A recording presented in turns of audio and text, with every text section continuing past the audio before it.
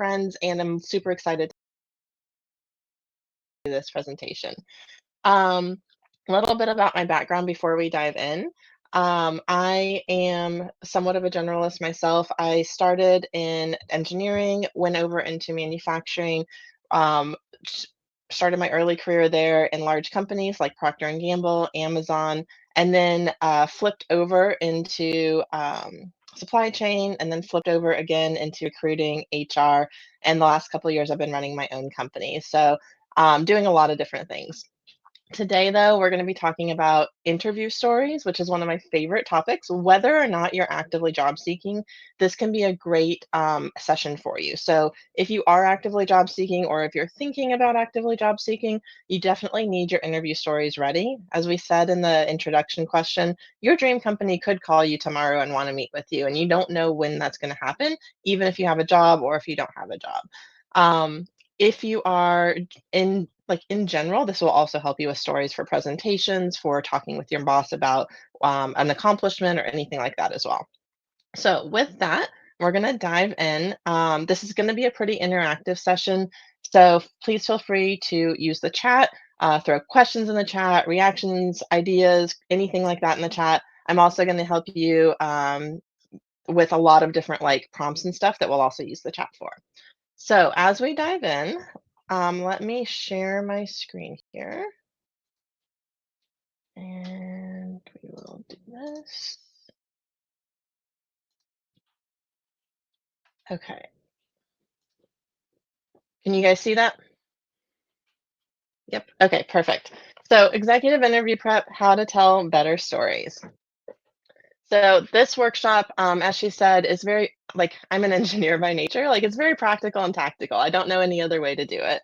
It's also super interactive because that's how you are going to get the best out of this.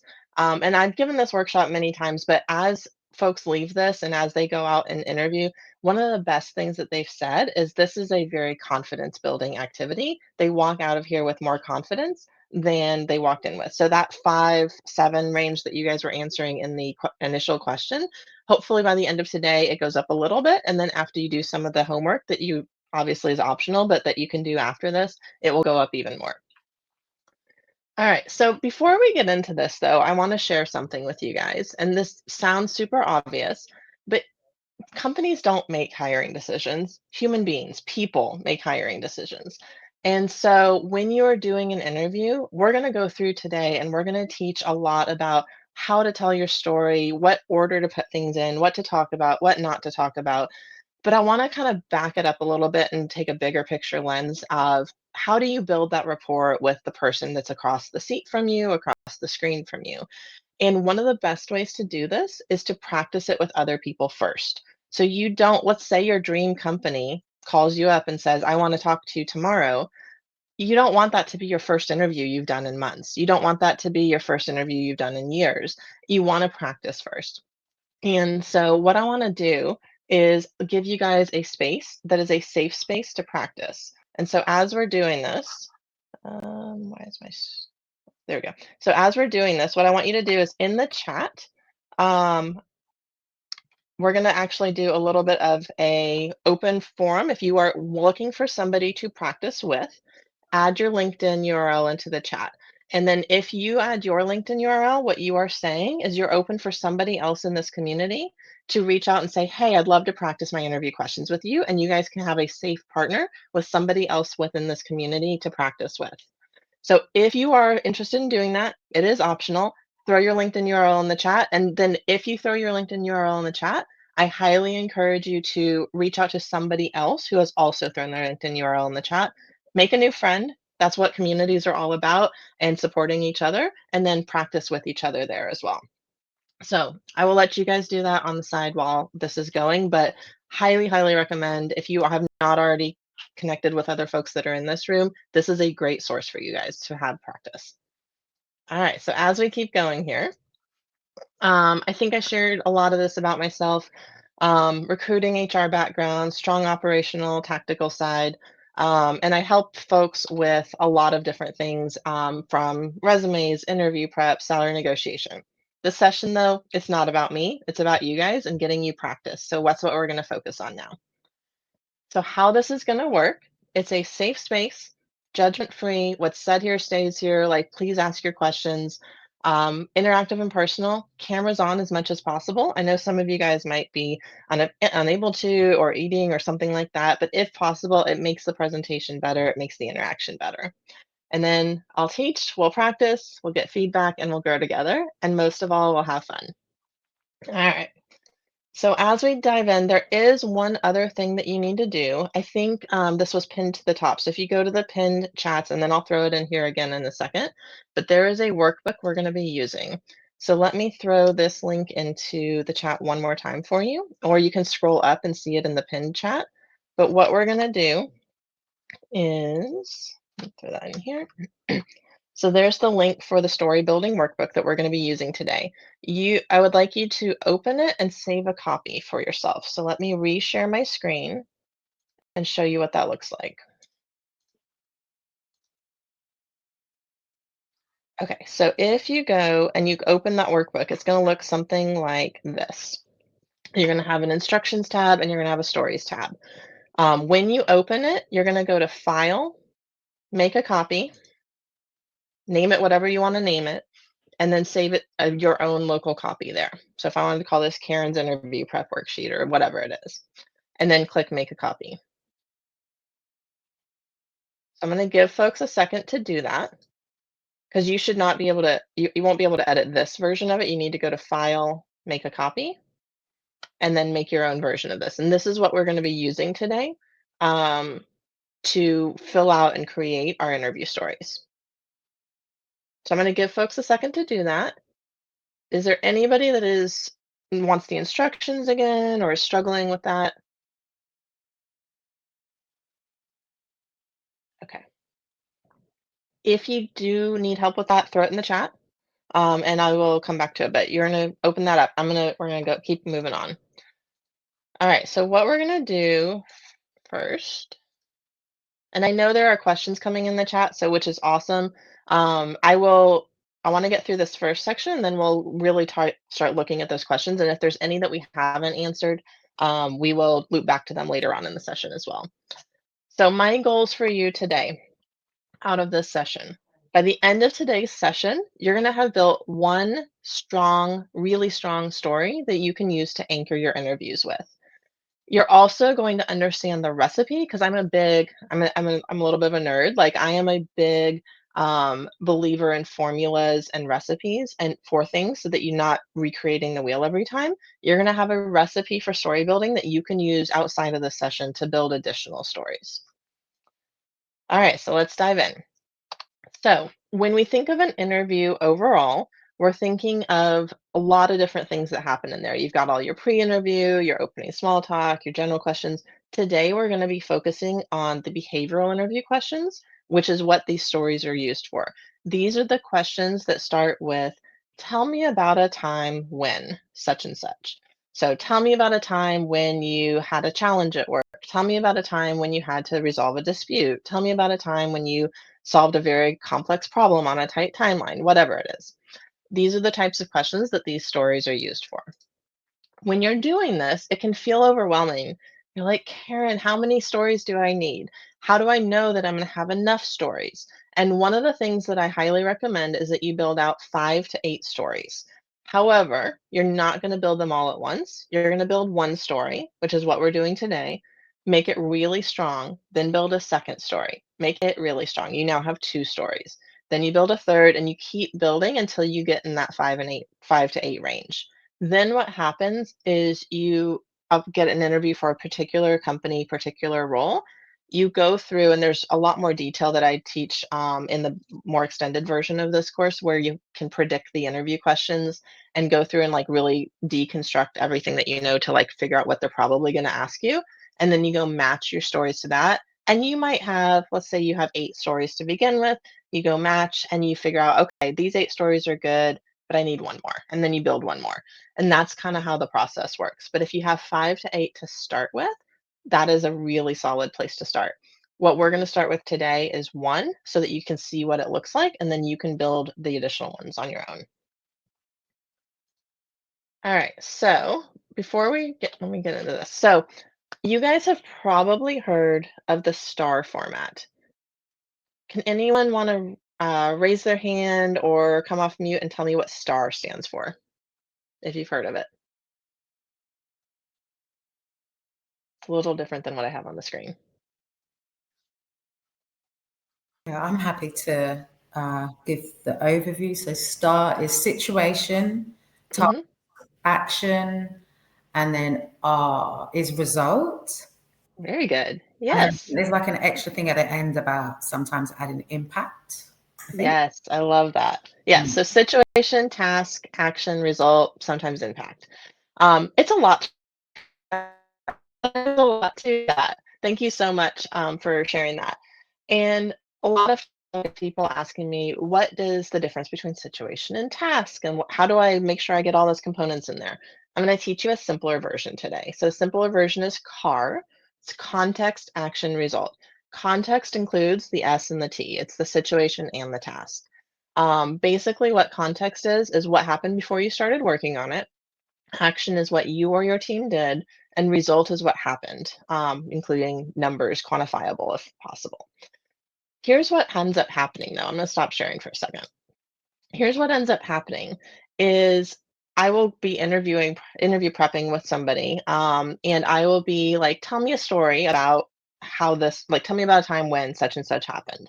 And they'll start talking and they'll tell me their context and like, this is what it was like before. And they'll tell me what they did. And I did all these amazing things. And then they'll stop talking. And I'm like, oh, well, what happened? Did it work?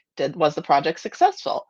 And they'll say something like, well, actually, we lost funding and it never got implemented, or something like that. And what do y'all think? Is that a good that's not a good story. No. So, like, but they might have put 3 years of their life into that project. And so what we wanna think about is we wanna start with the result first, which is a little bit different way of thinking about it, but we wanna start with the result first, and with that result, then we go backwards and we build a story to support it because we already know we have an amazing result. So for yourself, either in the worksheet or on piece of paper, if you don't have the worksheet, we are going to start with the result first. So I'll show you what this looks like here in a second. Um, Let me flip back over to share my screen.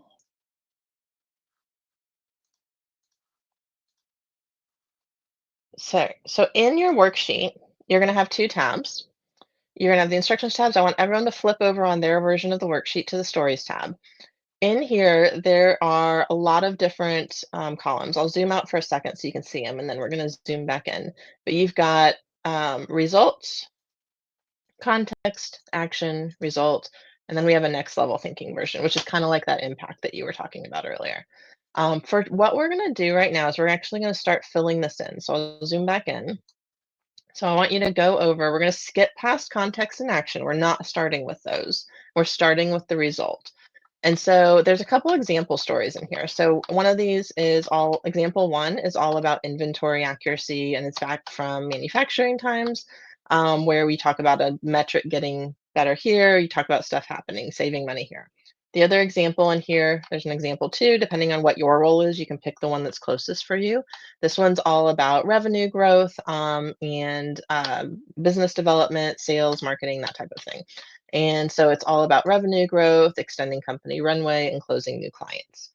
As you're thinking through, it's okay if yours doesn't match either one of these, but what you're thinking through is a story that has a strong result, and then you're going to put your results in here.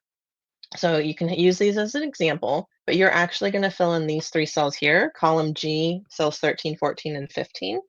If you don't want to do it in the Excel or the Google Sheets, feel free to just do it on a piece of paper with a pen. That works too. Whatever is most comfortable for you. For each story, you're going to have 2 to 3 results. So at least one of those should have a number in it. So I'm going to pause for a second. Are there any questions before I send y'all off to actually fill in a story results for you? Leah, do I need to click?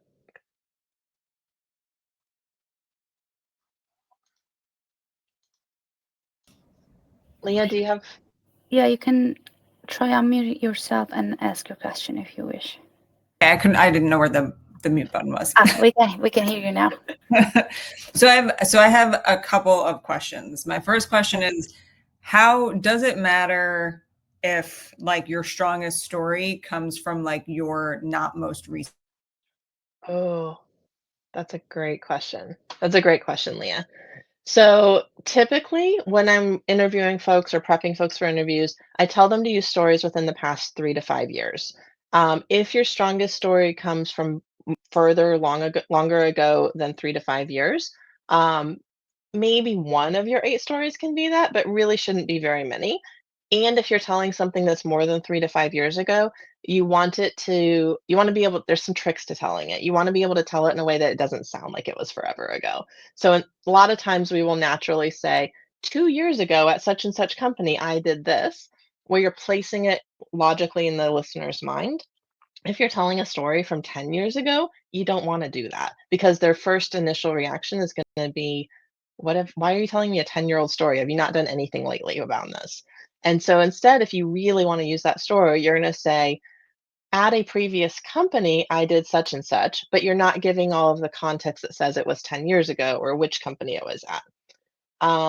The other thing to think about, Leah, and everybody else when you're thinking through this is the story you pick should be very relevant for the job you're applying for. So, for myself as an example, and you guys have probably had multiple different experiences also, I have a very strong manufacturing background, supply chain background. I also have a very strong HR recruiting background. Depending on which role I'm applying for, I'm going to choose the stories that make more sense for that.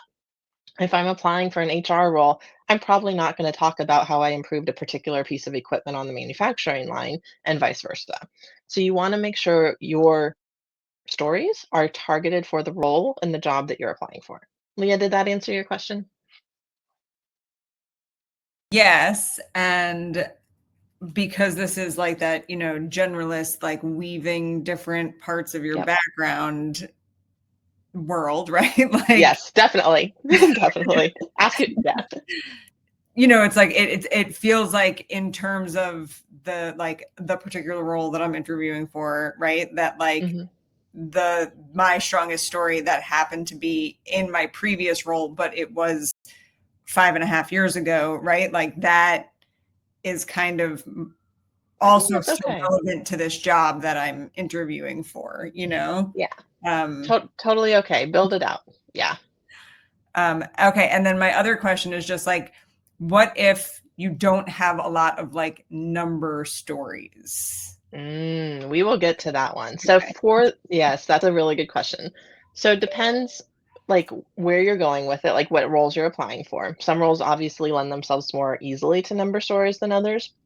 Um, but if you don't have number stories, and I'll get into this in a minute, you can use impact. And so impact is measured in a variety of different ways. If you're struggling with a number to put in your results, here's the questions I want you to ask yourself. And this goes with everyone as well. This is a very common thing to come up. One is, how did I know that whatever it was successful? What did I look at to say that it was successful? That probably needs to go in as a result. The other question, if you're struggling, if that doesn't get you to an answer, is what did my manager or my boss look at to tell whether I was successful or not? And usually there's some numbers in there, but maybe it's not numbers in the normal sense. Maybe it's like I did something on time, I did something on budget, I did something that was a first for something. And so you can use those as well. Great questions. Great. Okay. Thank you. All right. So I don't know whether Kristen or Arca came next. I think Arca, do you want to go next?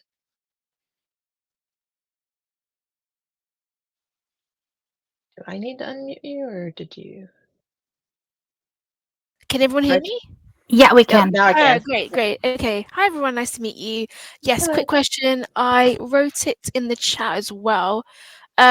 Essentially, could you use a story from like your personal life to answer a question? So I think the example I gave was in the chat, like tell me a time about when you navigated uncertainty and had to make sense of conflicting information or different information. Yeah. How did you make a decision? That's a great question. So it depends on where you're at in your career. If you're in the first 5 years or so of your career, definitely it's okay to use things from university, use things from your personal life. The further on you get in your career, the more it's expected for you to use things from a professional setting. So if you are further on in your career, I would highly recommend find the closest story you have that is in a professional setting because that's what they're going to care about more. All right, thank you. Yeah, of course. Let's do Kristen, and then I want to get you guys some time to go do this. Kristen, do you want to come off mute and ask your question?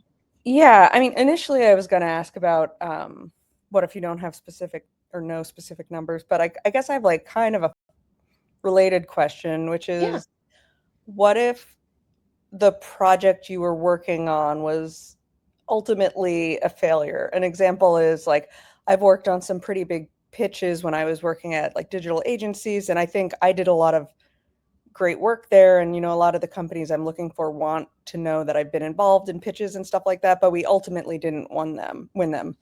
And another example is the past 3 years I've worked at a startup leading product, and the product has ultimately failed and the startup is like going downhill. And the factors that led to that were out of my control, but I want to Yep. highlight the wins, Yep. but also acknowledge the losses without being like, none of it is my fault, So how do you It's a navigate that yeah, kind of thing?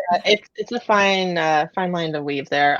So I'll answer kind of both parts of that. For the startup, even though the startup eventually the product ended up not working, the startup ended up probably closing its doors, there were probably what I will call intermediate wins along the way. And so like instead of focusing on the thing that happened multiple years down the road with the startup failing, I would focus on the shorter term wins when you're telling your stories. So that one's probably a little bit easier to do.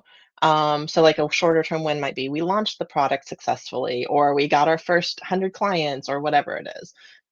For the pitches where the pitches weren't successful, I don't know if you have to use your own judgment because you were there. Like, I don't know if there's an intermediate one you can use on that one, or if maybe there's a different example of the pitch skill or of that skill set that you can use from a different scenario. Sometimes it's okay to use a failed project, but usually, like, you don't want more than one of those out of your 8 stories. And so you want to make sure you're lumping in other things or other scenarios where you can talk about something successful that came from it. All right, so we're gonna hopefully that's helpful. I want to give you guys, let's do about 3 or 4 minutes here. So you're gonna go fill in column G, rows 13, 14, and 15, 2 to 3 from one story. So 2 to 3 examples of results you might talk about that are all tied to that one story. We're gonna give you guys, it's 30 past, so we'll give you guys till 33 past. What I want you to do, if you feel open for sharing, is once you put them in your Excel template, put them in the chat, and I will review a couple if you want me to review it for you. I will review a couple of those from the chat and before we move on. All right, so we're gonna do, oh, we got a timer going. There we go. I love it.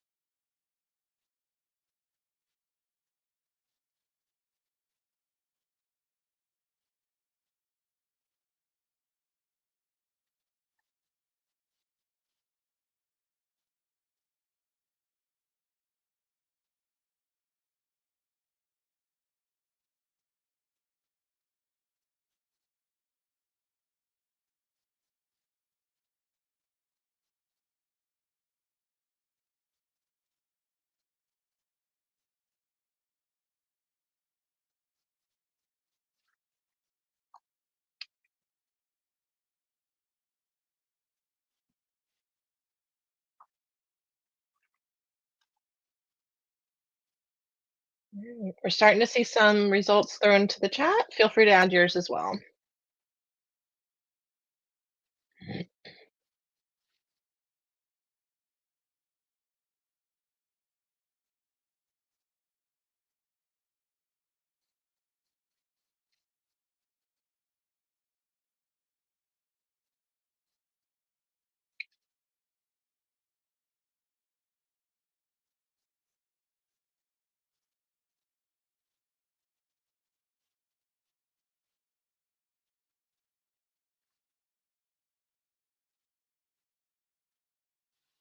All right. I know you might not be done yet. That is okay. You got a good start on it, and there will be time after the session as well for you to keep working on this. But I want to make sure we kind of get through the whole sequence here today. So let's take a look at results for a second. And I'm going to share a framework with you on how to think about your results, and then we're going to take a look at some of them in the chat. So when you're thinking about these, there we go. So there's some questions I want you to ask yourself about the results. So as I'm going through these, take a look at your personal results that you put in your spreadsheet and see if there's something you want to adjust or change. So the first question is the result relevant for the role I'm applying for? So back to that, like I've done engineering and I've done HR, like am I using the right results here? Especially true in this generalist population where you probably have lots of different things that you could be doing. The next one is the result scoped correctly for the level I'm applying for? So the thought here is if you are applying for a higher level role, typically you have bigger, broader results. They span multiple departments, they span multiple organizations, they have bigger numbers. You want to make sure that your level of result is leveled with the role you're applying for. Typically, results will have a before and after. So like you went from this number to that number, or from this horrible state to this better state, whatever it is. Is it quantifiable? Not every result will be quantifiable, but you want to, like, let's say you have 8 stories, at least 4 to 5 of them need to be quantifiable. More is better on this one. If you already have a number there, is it the right number? So something to think about. Can I add social proof? This is one that a lot of people forget or don't think about. So in addition to quantifiable, so is there something I can do to say that somebody else thought this was a worthy thing to go do? So did I get promoted based on this? Did I get an award based on this? Did the customer send a really nice email based on this? Did the CEO send a really nice email based on this? Was it rolled out to another organization or another department? Some kind of social proof that people besides yourself thought this was a really good thing that you did. How did it compare with a target? So if you don't have a really good before and after, you can always compare it with a goal or a target. So things like, I exceeded my quota, I exceeded the target, that type of thing. You can also look at, was it a first? So was it a record? So was it the first time you did this type of project in the company? Was it the first time you'd achieved this type of results? Anything like that. Did I systematize this so they can keep going after I'm gone? This number 8 and number 9 are a little bit more of that like impact next level piece. And did I learn something that was relevant for the role that I want? And I saw, I think, a comment in the chat. I am happy to share these slides. The easiest way to do that is if you just message me on LinkedIn saying I'd love a copy of the slides, I will send you a PDF version of the slides. And my LinkedIn is pinned at the top if I remember correctly. If not, I'm Karen Worthy at LinkedIn. So if you want to copy the slides, feel free to message me on LinkedIn. I'll share a copy of the slides with you. So let's go through these and let's pick a couple. Let me go back to see who had thrown their results in here. Let me look for the first one. I think it was Lindsay. Lindsay, are you okay if we look at yours? Lindsay, are you there?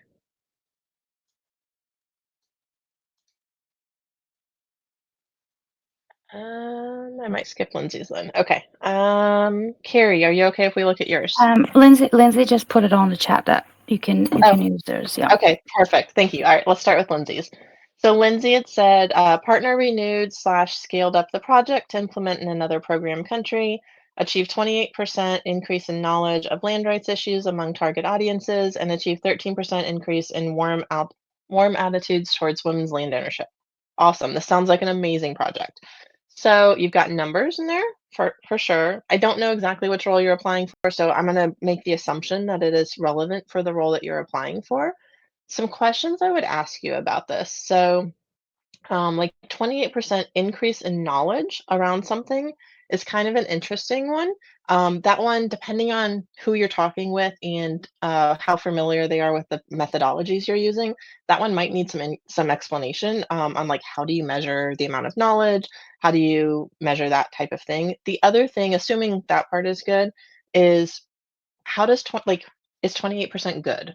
Is like the really blunt question. So like I'm assuming it's good because you're here bragging about it, which is awesome. Love that you're doing that. Um, but is should it have been 30%? Were you expecting 20% and you got 28%? Was 28% the best this has ever been? Like, I want you to put some context around this to help the interviewer understand why this is so amazing. Is that helpful? Okay, perfect. Let's do another one. I think the next one was Claire or Carrie, sorry, Carrie. Uh, Carrie said contract renewed, second largest for company. So right there, I love that you put second largest for company. That gives you some of that context. Mindset change, clients saw what was happening and helped each other, and clear path to implementation and launch. Perfect. I would love if you can put something in here around some dollars maybe, or something around the scale. Like you've definitely got the second largest in the company, which is good. But if you have anything else you can put with it, it's going to make it just even that much more stronger. All right. Does anyone have, I think there's a question coming in. I'm probably not going to say this name correctly. Madhusudan, do you have a question? Yeah, hi. Thank you. I just wanted to ask, like, how do we present this framework in a engaging manner? What goes into ensuring that our story doesn't put people to sleep, but actually make them Yes. notice what we are saying? Yes, please don't put people to sleep with your interview answers. That's not the goal here. I love it. So that's a really great question. There's one of the things is you're going to tell this in a engaging manner, and you're also not going to go super long. So as you're telling your story, there's a couple things that most people will do that I'm going to tell you not to do when you're telling your interview story. One is you're not going to talk forever and ever. Like people ramble because they're nervous, because they have a lot to share. And even when they're not nervous, you have probably put months, if not years, of your life into whatever it is that you're talking about. And so it's very important to you, and it's honestly not very important to the interviewer. They want to get a highlight reel. So when I think about this, I think of interviews in general, but interview stories also. Think of it like a movie trailer. You're going to do the very short and sweet version and leave them wanting a little bit more. And then they can ask you follow-up questions, and that's okay. If you want to grab, and this goes for everybody, grab a pen and paper or something to write this down, or I know we're recording this, but if you end up rambling, I'm going to give you a thing to say so that you can have your get out of jail free card. I think it's also in the slides if you want to message me for the slides later. But if you end up rambling, you're going to say something like, as you can see, I'm super passionate about this topic and I could talk forever about it. Let me pause here and make sure that I've answered any questions you have. And you just pause and let the interviewer direct you. And the interviewer might say something like, no, I'm good. I've got everything I need. And you can move on. Or the interviewer might be like, no, I'd love to go deeper into this topic. Can you tell me more about this? And it's a really good checkpoint. So anytime that you have noticed that you're rambling, pause and do something like that. Obviously, don't use the exact same phrase on every single question, but pause and do something like that to help give the power back to the interviewer to control the conversation a little bit. Because there's nothing worse, and I've been on the other side of it, there's nothing worse as an interviewer than trying to like cut somebody off or trying to get your word in so they stop talking after like 10 minutes of rambling on a question that really should have taken 2 minutes. Perfect. Hopefully that answered your question. Okay, so what we're gonna do, and please feel free to keep adding questions in the chat or keep raising your hand for questions. These are good. I'm going to tell a little bit more about how to tell the story in a sequence here in a second. So what I want to do is look at the other sections on your screen here. So let me, okay. So we talked about result. We're going to start with result, but what we're going to do is we're going to pick a main result. And I'll have you do this in a minute, not quite yet, but we're going to pick a main result, and that's going to go into column D on your sheet. And then what that's going to do is actually turn into a really strong story. So if we look at your interview sheet here, or your interview prep sheet, these go in order. So let's use this top story here, and you've got instructions at the top. But the way that you do this, so like let's say I'm doing this example 1. I have 3 results here. I pick the one that is the most impactful and I copy it over to here. So like in this case, I chose the most impactful is got back on schedule and customers didn't cancel their contracts. Then you're going to go left as you're telling the story. And I know yours is empty right now. We'll fill it in a minute. But as you're telling the story, you're going to go left to right. And you're going to talk about the main result, then the context, then the action, then all of the results. And then if you want to, you can do the next level thinking as well. And the reason this works is this is very much like a LinkedIn post or a story hook or something like that. You are grabbing their attention first and foremost. So um, as an interviewer, when I was interviewing, like there was, and all my friends that I've talked to about this as well, like you have very specific things you're looking for. One of the questions you're always asking as an interviewer is you're asking, is this a worthwhile story? Which in my case, really honestly was, I'm taking a bunch of notes on what this person's saying. Is this going anywhere? Am I going to be impressed or not? And what you want to do is get that question out of the person's mind and answer the question up front so they have a different frame of mind as they're listening to the story. So what you do is you say, here's my result, a very like short version of it. And then the interviewer has already checked in their mind, oh, this is going to be a successful story. This is going to be a good story. This is going to be a really good answer. And then they listen with a different frame of mind and a different intent, and they listen for positive things as you tell the rest of your story, as opposed to listening with a questioning mind of, is this going somewhere, as you tell the rest of your story. So the way this is going to work, and I'll give you a chance to do this in a second, but the way this is going to work is this is going to look like this. All right, so when you build your story, you pick a strong result, write your 2 to 3 bullet points. We've already done that. You then identify your main bullet point to lead with. We'll do that in a minute. You write 2 to 3 bullet points about what it was like before. This is your context. We'll do that in a minute as well. We'll write 2 to 3 bullet points about what you actually did, your actions. We'll do that in a minute as well. And then as you're telling it, here's what you do. And I want to make sure I get through this, and then I'll give you guys a little bit of time because I know some folks might have to drop. Steps for telling a strong interview story. So step 1, listen intently. Select the right story and the right framing based on the role, company, person, question, etc. Then you're going to rephrase the question. And actually, let me back up a second to selecting the right story. Here's a something that didn't occur to me honestly until I started really diving into this. When you're doing this, you have context, which is what it was like before in your story, the beginning stage of your story, action and result. Your context, your before state and your story should look very close to the current state of the company you're interviewing with. Because that way you can go in and you can talk about, I was exactly where you are and I made it better. And they're going to be like, wow, she can do the same thing here. I want to hire that person.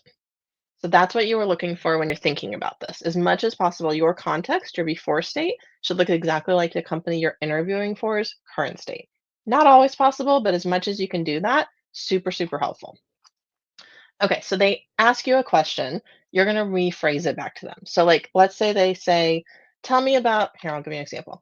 Tell me about a time when you put the customer first. I'm going to go back and I'm going to say, that's a great question. I'd be happy to tell you about a time when I put the customer first.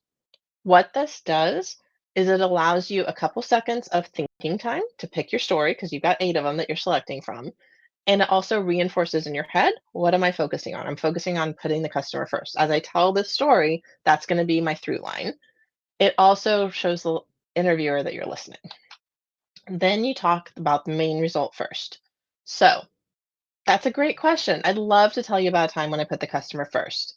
We actually managed to take a client that was on the verge of leaving us, turn them around 10x our investment with us. Let me share how I did that. This is this key transition phrase. And this is how I think someone was asking earlier, like this is how you make it sound more natural is you put in these key transition phrases. Like, let me share how I did that. Now you've got their interest. They're like, oh, I want to know how you did this because this is the same problem we are facing right now, and they're listening. Their listening ears are on. Then you go through what is normal and you say something like, before we had this issue, or it was like this and it was horrible, we did these three things. Obviously you put your details in there, and then you go to your results again and you go through all three. Now you're doing more detailed results and your next level thinking if possible. And then if you want, here's this phrase that I told you guys about earlier. You can pause and you say something like this, or you just pause, or you flip it around and ask them a question. Like, it sounds like this is a issue with this company. What are you guys already doing for this? And you can flip it into more of a conversation. There's a lot of different ways you can kind of do number 6 here. But this format of like rephrasing the question, main result first, context, action, then results again. This is very, very effective as you're doing your interviews. So with that, let's go in. Normally what I would do is I would have you fill out your context and actions and your main results. I have a feeling you guys are going to be able to do that fairly well. What I want to do is use, and I know we are almost out of time, I want to use the rest of the time to answer any questions that folks have, because I think that's going to be a better use of your time than doing an individual exercise that you can do afterwards. So one couple different things before we get to that. One is there are some additional resources. So if you do have to drop, I'd encourage you to grab these. They're pinned at the top, but I'll also throw them here. And if you want a copy of the slides, feel free to LinkedIn message me as well for those. But I do have a guide that you can download for free that is how to level up your end of interview questions. So we didn't really talk about this part, but at the end, you're like, oh, what do I ask them and still sound smart and still sound good? This guide will walk you through the formula for that. Again, engineering hat, formulas, all of that good stuff. As well as it also has my LinkedIn URL in there too. So hopefully this has been helpful. I know it's a lot of information in a very short amount of time. Please feel free to do the Q hand and ask questions, and or throw them in the chat if that is easier for you. And then I'm going to turn it back over. It looks like she has something that you want to share as well. Also, while waiting for questions and for people to download the resources, like share something you want to explore further, or also like share some action that you want one of us to keep you accountable from the session, and also drop your questions on the chat or put your hand on the queue. I think Monal has a question, so I'll give the mic to them.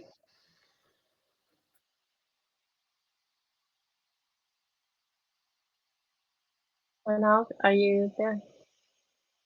Can you hear me? Yeah. I'm sorry. It took me a while to unmute and didn't know where it was. Yeah, thank you so much. This has been very helpful. I have trouble connecting like a story that's led to a reduced customer churn or more customer satisfaction to actual technical work that I've done.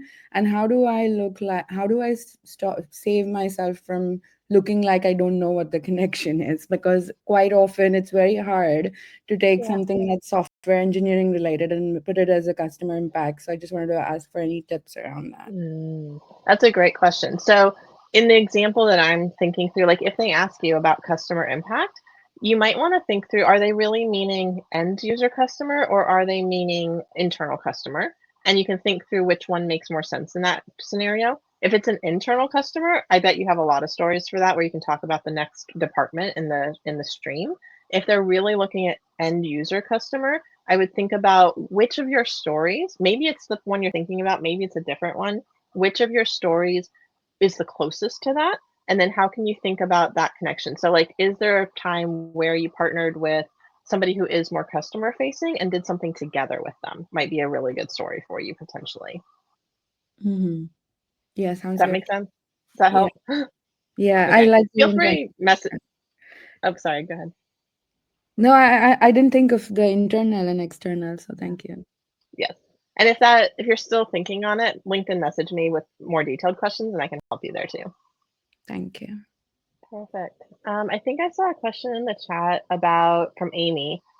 Should these 5 to 8 stories be the same or different accomplishments highlighted in your resume?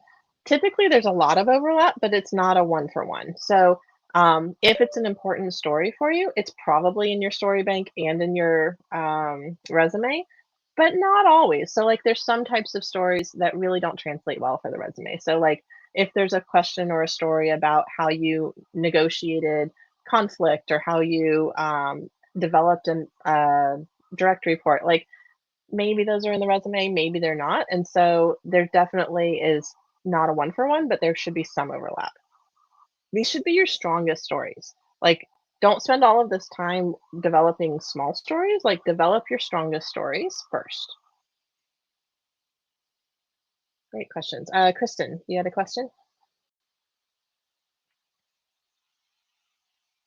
Yeah, can you hear me? Yes. Yeah, so I think one of the things I've actually been given feedback that I need to take more credit personally for things, because like I do product management, program management stuff where it's like always like me kind of facilitating the team, and I tend to, you know, in just work situations say like, hey, like I don't get any credit, like these people all did this work, and I think that comes through in interviews too. Yeah. You know, an example is that I might bring up in an interview is that I was on a team that helped like establish and roll out like OKRs to a company that didn't have that process. And I know I was a small part in that process. So I think the thing I struggle with and the question I have is like, how do I take proper credit for that and sound good in an interview while still like acknowledging that like, you know, there's not much that gets done in a vacuum or by a single person. So one thing I would do is all of those stories that you have that in your head are like the whole team did this and I was part of the team. Take a second before the interview on a sheet of paper or something, and I would go through and say, what were the team's results? That's probably going to be easier for you to do, or team's actions. And then I want you to go list out what were specifically the things that I did or I led or that wouldn't have happened if I wasn't there. And then when you do that, you're going to realize maybe I didn't do the whole thing all by myself, which nobody does in business. Like everything is a team sport. But you did very key contributions. And then when you talk about it, focus on those a little bit more. And so you're going to talk about it as part of a team, we achieved this. Here's how I helped with that, or here's how I led this aspect of it. And you can really talk about it from the I perspective for those types of things. Hopefully that helps. The other one that I hear a lot is like, I led a team, and how do I take credit for what my team members did, the people that reported to me? And I always tell folks to ask the question for themselves of, if I wasn't there, would they have still done it? So like, did I give direction? Did I give resources? Did I clear paths? Did I remove barriers? Did I correct as they went off course? Like, those are very much the role of a leader, and you get to take credit for doing your job as a leader there. Perfect. All right. Last but not least, so I have loved doing this session with you guys. If there's something about resumes, interviews, salary negotiation, job searching in general, being prepared in case you get a thing, feel free to either throw it in the chat or reach out to me individually. I would love to hear what else you guys would love to learn about, because we're debating, do we want to do another session or not like this? So if there's something else kind of related to that stuff that you would love to learn about, feel free to let me know, let her know, throw it in the chat, whatever is easiest for you. Thank you guys so much. Oh, you can also send us an email. I was just going to say, you can also send us an email afterwards as well, because we also love this session, you, Karen, so much.